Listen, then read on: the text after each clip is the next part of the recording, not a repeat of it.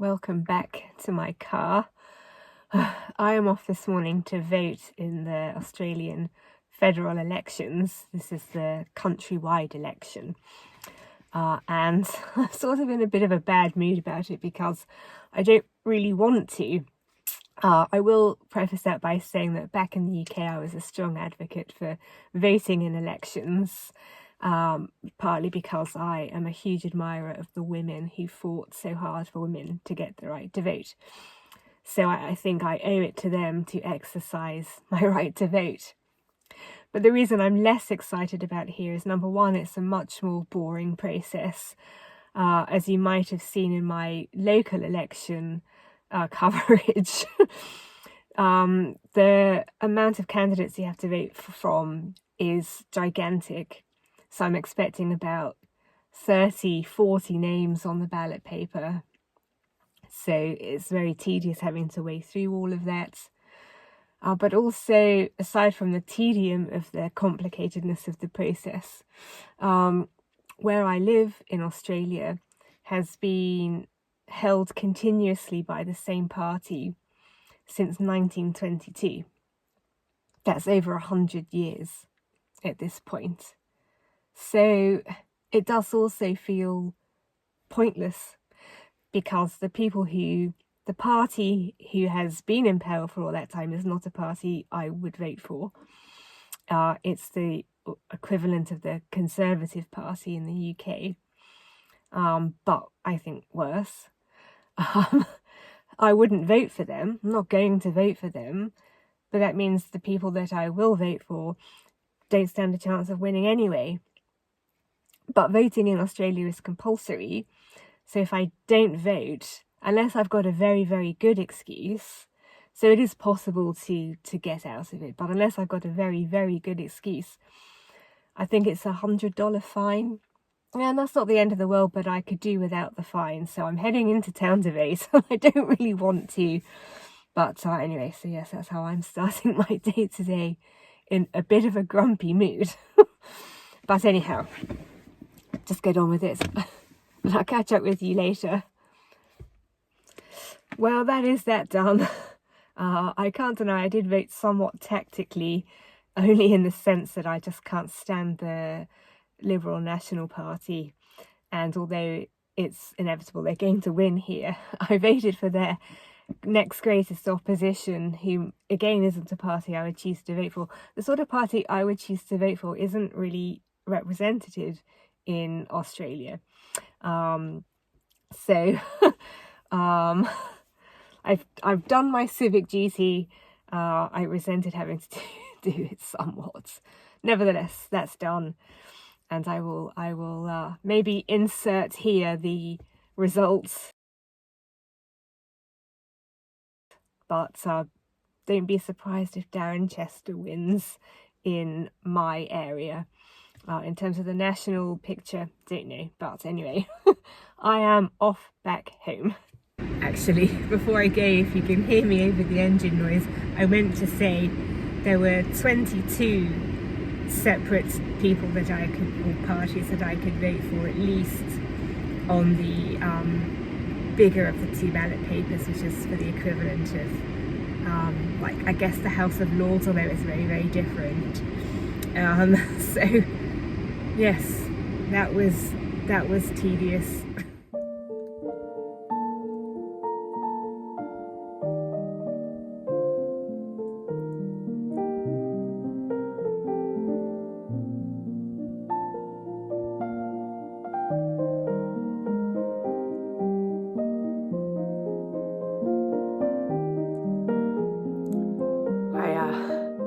Must confess I've been quite ill this week with a cold, nothing too serious, but it's really taken its toll, so I haven't been up to much that's of any particular interest this week, so I'm very sorry about that. It'll be a more than normally boring vlog, but one thing that I did get done this week, sort of, I didn't do much. One thing that did happen this week is that I took delivery of a new pair of work boots, and since part of the rationale behind this is sharing my opinions of things and my experience of things, particularly to my fellow lady viewers.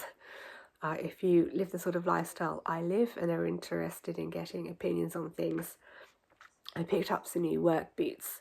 So I thought I'd quickly introduce them to you, and then I will crack on with doing what I plan to do with them. So for the last couple of pairs of boots, I've been buying these Redbacks, which is an Australian brand that is named after the spider. They're a universal work boot for any gender and they just come in sizes and you buy your size. I think, to be fair, this isn't my size. I think it's actually a size too big. But I do tend to wear quite thick work socks in them, so it's sort of been okay. But it's slightly suboptimal. I think that might be the smallest size they make. Anyway, so they're pretty good. As you can see, they're quite scuffed up now. So what I'm going to do is give them a polish and waterproof them. And then I'm going to take them to the beach house, and they'll just be my secondary pair of work boots to have there. I thought I'd get on and get a new pair before these become completely unusable. But going forward, they'll have such light wear, I don't think it'll be much of an issue. And what I've replaced them with are these. They're from another Australian brand called Steel Blue. And unlike the Redbacks, these work boots have been made specifically for women. Now, that does mean that they contain features which I don't personally enjoy. I don't really like the girly colours on the tags and on the inside and even underneath. I don't really see the point of that. Anyway, that sort of gripe aside, what I liked about them is that on the front over the steel toe cap, they have this rubbery covering, which is, it's not very thick, but nevertheless, you'll notice on mine, through various acts and other incidents, the fronts do get quite scuffed up. So I liked the sound of that. They're a nice leather construction with elastic sides, which I like because it makes them easy to get on and off. They've got a nice grippy sole, anti-slip, which is good. I like that. They are quite light. No lighter really than the Redbacks. And apparently they have all sorts of internal things to do with the footbed and the materials it's made out of, which is supposed to be good for when you're walking around. So these are my new work boots. What I'm going to do with these is I'm going to waterproof them with this. Got myself a new tin of dubbin, and then hopefully we'll be good to go. And I will report back at some point in the future when I've had a proper go at them as to what I'm thinking of my new steel blue my new steel blue ladies work boots.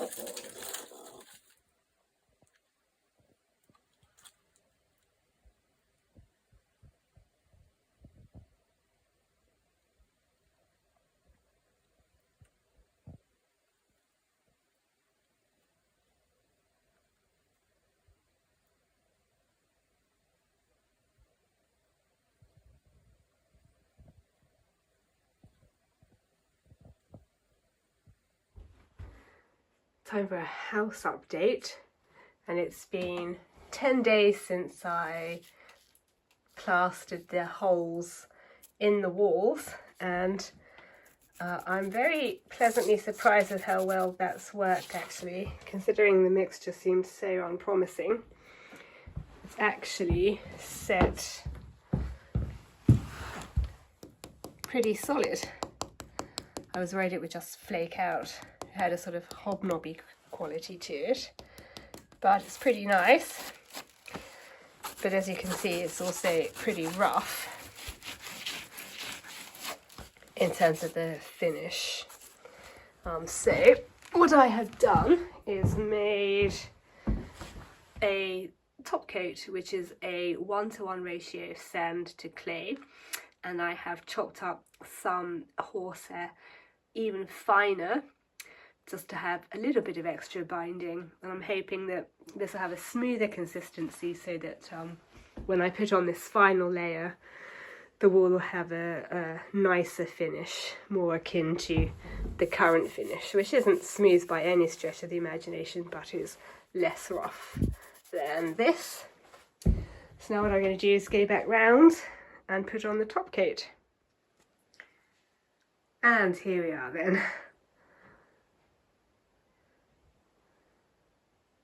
Hopefully this will dry and won't crumble off like the first batch dried and didn't crumble off.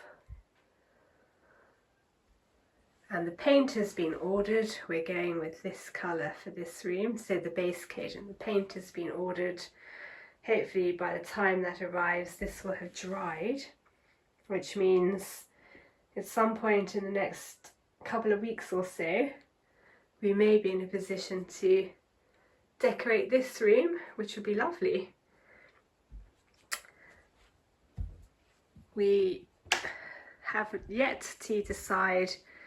We thought we'd go with this colour for this room, but I found one other colour that I want to try that's a bit darker still. So that's coming with the bedroom paint. I'll do a little swatch of that, and then once we finally decided the paint that we like, I will turn my attention to this room. Because of the fact that the walls are made out of mud brick and we have to use this special render, our options of paint are more limited than for a normal house. You can't just whack up any old emulsion. It does have to be a specialist paint, which is why, you know, we're sort of slightly compromising. Like, for example, I would have loved the blue in this room to have been a darker still blue, really dark blue, but that's as dark as we're able to go. So it is a bit of a compromise, as it will be in the living room. Nevertheless, we'll be able to get close to what we imagined, which is okay. And certainly it will give the house a nice freshen up and be a bit nicer than this very boring beige.